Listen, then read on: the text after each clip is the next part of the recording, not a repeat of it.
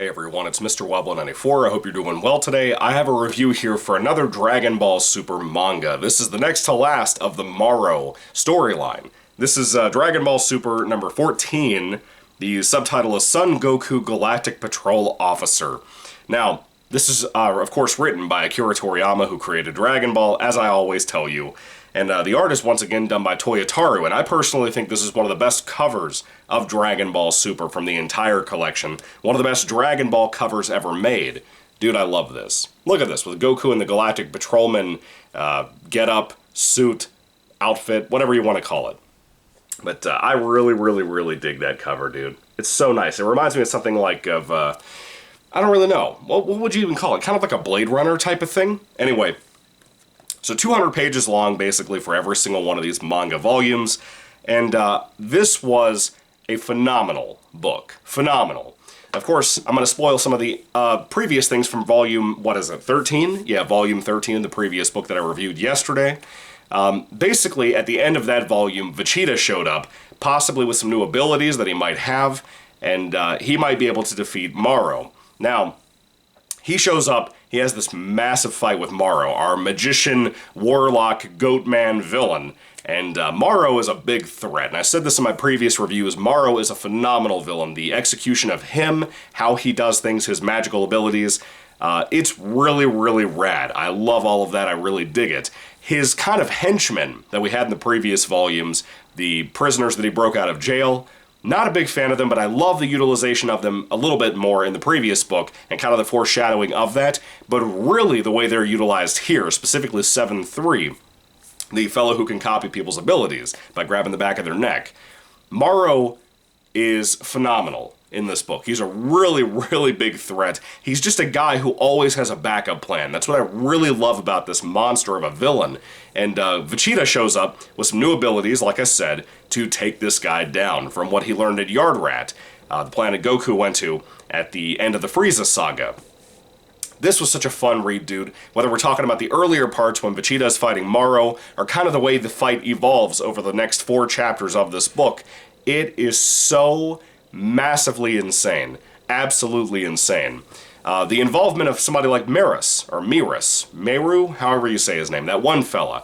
The twists surrounding his character in the previous couple of volumes.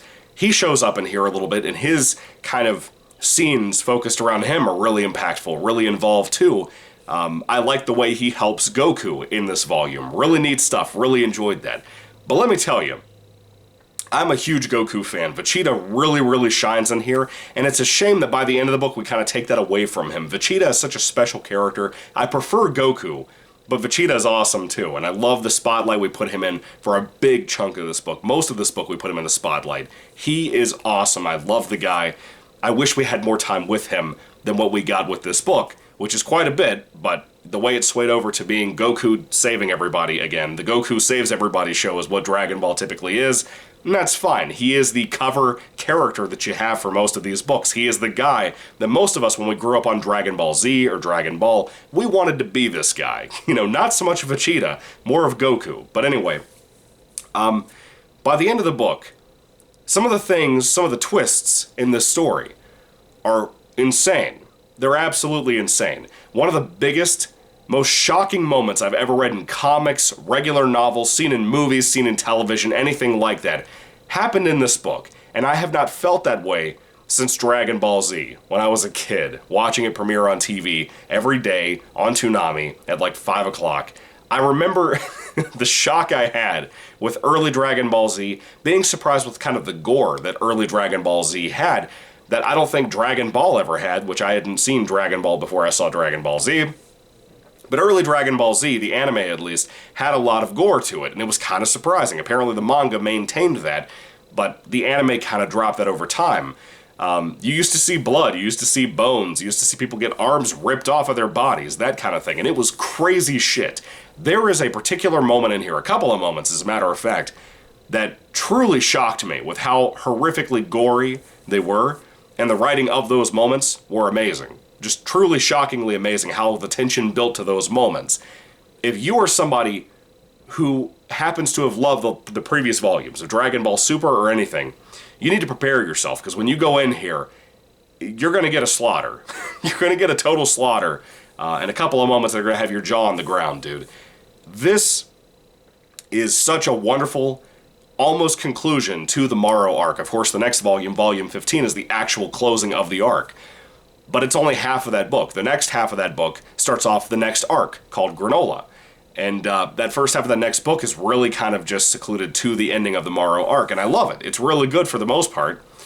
But this book here is probably one of the best of the entire Morrow arc, probably one of the best of the entire Dragon Ball Super manga, if you happen to be following that. I think the Morrow arc in general, as I've said in my previous reviews, despite the lackluster kind of moments with like the prison break and some of the side henchmen and whatever, that stuff really doesn't bother me as much, because the Morrow arc might be one of the best arcs ever in Dragon Ball, and I keep saying that because it's worth saying. It's so good, and if you grew up on something like Dragon Ball Z, you should jump into Dragon Ball Super. I was not into it until like this year, when a friend of mine from work recommended it to me. As I said, I jumped to the point after the ending of the anime in the manga, and started reading from there, and I absolutely am addicted. Absolutely addicted to it. I think it is just shockingly great, and this volume really proves that point too. This is such a wonderful tension-building book. Akira Toriyama's writing is some of the best it's ever been in this particular book. The humor is good when it's there, but most of the book is a total, serious, insane build to, like, I don't even know how to explain it. It's just super tense, freaks you out a little bit. If you love Dragon Ball Z and Dragon Ball Super and all of that, this is going to have you in panic mode a little bit because of some of the things that happen here and how Morrow just seems like somebody you can't beat. He just strikes me as that guy most of the time when I'm reading this volume. And when I was reading this on vacation, I was with my wife, right? And my in-laws and some of my nieces and nephews were with us, as I keep telling you, because I still have a cold I'm still trying to deal with that my niece gave me. I was so thankful that, you know, I was wearing a Dragon Ball Super shirt, as a matter of fact, on this particular day at the beach. And my nephew kept asking me about it. And he doesn't know what Dragon Ball Super is, doesn't know what Dragon Ball Z is. His parents don't let him watch that kind of thing or read about it or anything like that. And he would ask me about my shirt and about the characters on there like Goku and Vegeta, and I would talk a little bit about them. I am so thankful with a couple of moments that were in this book that he did not come over and look over my shoulder reading this thing with me. Because, dude, I don't think he would be okay.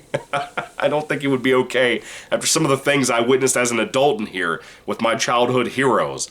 I don't think he would be okay as a child seeing just anything of this stuff I'm talking about happen to somebody.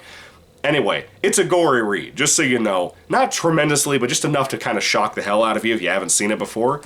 But with all that being said, Dragon Ball Super Volume 14 is phenomenal. Really phenomenal. It's such a close call to almost finishing this arc, and this is a great read.